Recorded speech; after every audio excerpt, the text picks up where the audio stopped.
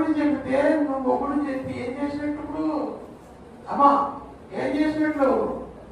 నువ్వు కోపపడకు అన్నాడు అనుకో, నువ్వు తెప్పి తెచ్చిపోతావు అనుకో, నువ్వేం చేస్తున్నావు చెప్పాలి. కోపపడకుడి అన్నాడు. కోపము దేవుడి నీతిని నెరవేర్చదు అన్నాడు దేవుడు. కానీ నువ్వు తెప్పి లెగిస్తున్నావంటే అంటే నువ్వు దేవుడిని అనుసరిస్తున్నావా? దేవుడి ఉపదేశాన్ని మర్చిపోయావా? అనుసరిస్తున్నావా? చెప్పాలి. మర్చిపోయావు. నువ్వు మంచిదాని వల్ల అవుతావు, నువ్వు మంచివాడే అవుతావు, మంచివాడే అవుతావు. నువ్వు మంచివాడే కావాలన్నా నువ్వు దేవుని దృష్టి నువ్వు మనుషుల దృష్టి నువ్వు మంచిదానిగా నువ్వు మంచివాడిగా ఉండాలంటే ఏమంటున్నాడు?